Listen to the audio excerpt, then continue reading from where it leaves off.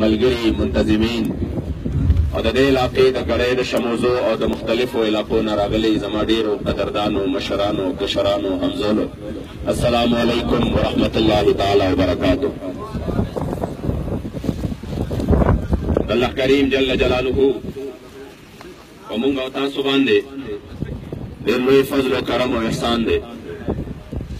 چې موږ او تاسو نن دلته د خپل او د خپل محبوب علیه الصلاة والسلام په نوم او ذکر و فکر دپاره راجمع کړي یو. دوستانو ټول توجه زه ډېر مختصر وخت کې چونکې ماحول داسې دی د مختصر وخت کې خپله خبره راوړم چې په کوم غرض او مقصد سره موږ دلته راغلي یو بس هغه غرض او غایه درته په ډېرو مختصرو خبرو کې ذکر کوم. ستاسو د ټولو توجه غواړم که دا نن موږ او تاسو په دې یخنۍ کې او په دې باران کې چې دې د هوا لګېږي که د دنیا د یو غرض او مقصد دپاره یو انسان راشي په نن وخت کې هغه سودا یقینا د انسان د یقین راځي چې او د دغه سودا غوښتونکي ډېر دي چې د یو تروړې اوړو دپاره سهار نه ماښام پورې ودرېدی شي او د دغې سودا خلک به هم ډېر چې د سینجي اچولو دپاره سهار نه ماښام پورې ودرېږي په قطار کې او ټوله شپه هم ویښه تېره کړي خپل خوب قربان کړي. خو په دې دور کې د دې سودا اخیستو لپاره څوک نشته چې هغه ته وایي چې راشه نن د الله او د هغه د رسول د رضا لقا سودا ملاویږي. نن په دې ناسته باندې ستا جانان د ستا نه راضي کېږي. دا تاسو خوش قسمته یئ چې د دغه سودا اخیستونکي نن په باران کې هم دلته کې ناست یې راون شوي. ولې عزتمندو زه یو خبره وکړم څنګه چې تاسو ته وختي حسین صاحب وویل چې ډېرې لرې خبرې نه دي. پرون نابله ورځ په دغې ملک چې جوړ شوی د اسلام په نوم باندې دی او د حضور د نوم صدقه ده او داسې ګلستان دی چې د دې د خاورې د یو ذرې سره زموږ او ستاسو مینه ده. په دغې ملک پاکستان کې یو سړي علی الاعلان ودرېدلی دی او د نبوت دعوه یې کړې ده او په سپیکر باندې یې کړې ده او بیا ظلم بالایي ظلم دا دی چې هغه ملګرو هغه له پناه ورکړې ده او د هغه د بچ کولو کوشش یې کړی دی. په یو داسې دور کې تاسو د الله او د هغه د نبي په نوم باندې راغونډ شوئ.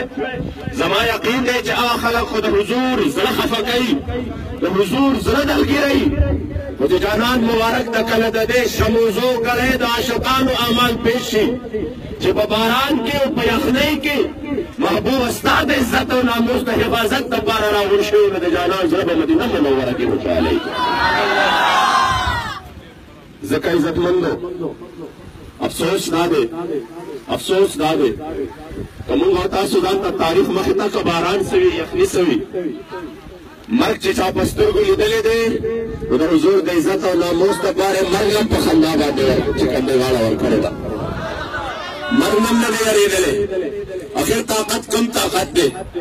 چې څوک په خپل وجود باندې چا پروا نه ده کړې چې کله یو ظالم جابر د حضور علیه السلام مبارک مقابلې له راځي د احد موقعه او هغه وایي دلوني علی محمد فوالله لاقتلنه او لامرتن دونه. ما ته حضور وښایې په ذات د خدای قسم چې یا به شهید کما او یا به زه د زده نه مخکې چې کوم دی لاړ شمه یعنی یا به ما مردار کی چې دا خبره یې وکړه حضرت ابو دجان راپاڅېږي او د حضور علیه السلام مبارک مخې ته ودرېږي وي بدبخته د حضور ته تلو خبرې رستو کوه حضور ته به رستو ورځې هغه د حضور غلام چې حاضر دی او د حضور د غلام سینه چې حاضره ده. اول راشه ماله اول د حضور غلام ته مخامخ شه او بیا دا نه وایي چې له صحابو رامنډه کې توره ورسره ده رامنډه کې په ما باندې راغی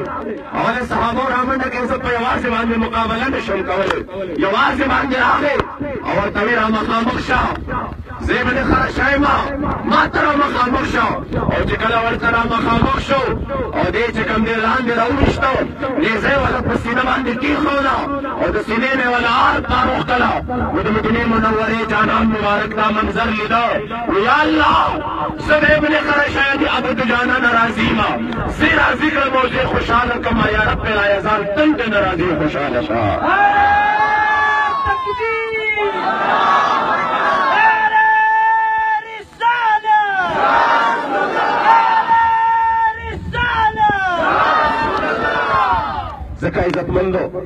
موږ تاسو چې یو سوچ وکړو ځان سره په دې حالاتو کې چې کوم حالات د پاکستان په دې وخت کې جوړ دي چې بار بار د حضور زړه مبارک خفه کېږي د قادیانانو د هغې ګستاخانو حوصله افزایي کېږي همدارنګې چې کوم دی د ختم نبوت د دشمنانو حوصله افزایي کېږي او د ملک د وزیر داخله غوندې اهم شخصیت هغه د هغې ګستاخانه کوم چې بلاګرز چا چې په فیسبوک او سوشل میډیا باندې ګستاخانه ښکاره د هغې ثابته ګستاخي ده او باغې باوجود هغې له چې کوم دی څه ورکړه هغې له پناه ورکړه د هغې ګرفتاري رانغله یاد ساته عزتمندو داسې حالت به ضرور پاکستان کې راځي لکه دا موت چې وینو ولې هغه ورځ د قیامت خیز منظر نه د هغې عظیم شخصیت په مزار پرانوار کې چې د کوم اولیاءو د دربار نه خلقو ته سکون او آرام او اطمینان ملو شوی دی په هغې بازار کې په هغې عظیم او لوی مزار کې چې مسلمانانو وینه توی شوه او نن او سبا تاسو ګوره یو ځای کې مسلمان محفوظ نه دی وجه بل څه نه ده وجه صرف او صرف دا ده چې مسلمانانو خپل مقصد شاته وغورځوه ملک باندې چې کوم دی څه کېږي خلک راشي مذاکرات کوي خلک راشي کینی په ټویانو باندې ملک په ترقي څنګه کوي زه ورته وایم د ترقۍ سفر خو ډېر اسان دی د حضور د عزت او د ناموس بیان جوړ شی نو ترقي به ستاسو خپل الله جل جلاله راولي ترقي په دې باندې نه کېږي چې ته صرف د کرپشن بازار ګرم کا او ته خپلې اساسې د لګولو نه ارګلو ته ورسوه او بیا چې کوم دی د دې ټولو حالاتو ذمهداري په علماو باندې راواچوه نه دا علما په خپل منځ کې یو بل پسې نښتېري دا ځکه ترقي نه کېږي هر خبره د هر ناس څیز واقع تا سره په لاس کې دي او بیا په هغې کې چې کوم دی ګنهګار علما دي زه وایم ترقي به هلئ چې د ملک له الله داسې بادشاهان ورکړي لکه د عمر ابن عبدالعزیز غوندې چې په خپل کور کې تېرېږي نو خپله لور مبارک یې چې کوم دی خوا کې ولاړه ده دا مبارک کمرې ته راغی د خپلې بیبي نه تپوس کوي وي زما دا لور خپله خوله نه پاکوي هغې بیبي ورته وایي ولې نه پاکوي وي زه د خولې چې کوم دی خوا نه راتېر شوم د خولې نه بوی ځي ګنده دا دې ته ووایه مسواک کوه خوله پاکوه او ورته وایي وجه دا نه ده صحیح ده خولې نه بې تا ته بوی محسوس شوي څو ورځې وشوې چې په کور کې ترکاري نه ده پخ شوې د پیاز سره ډوډۍ خوري ځکه یې د خولې نه دا بوی ځي زه وایم ترقي به هله وشي چې د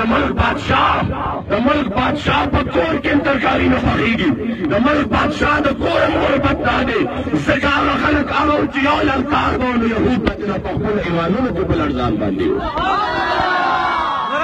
تکبیر رسالة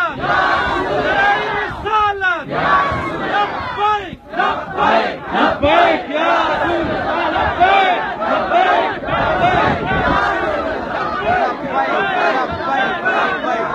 يا رسول الله لبيك ځکه عزتمندو په دې باندې نه کېږي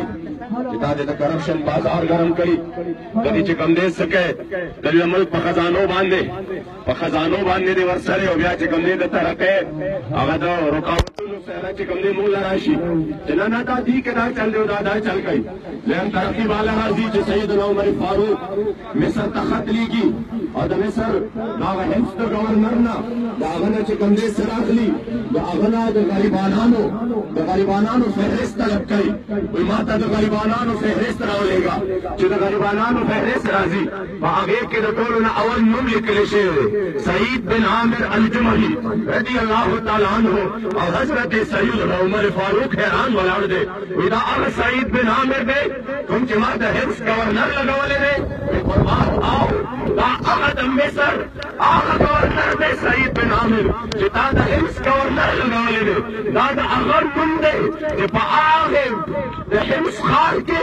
د ټولو نه زیات غریب دی چې څوک د ټولو نه زیات فاتح پیری نو هغه د حمص گورنر دی چې تا په خپل لاس باندې د هغه ځای گورنري حواله کړې ده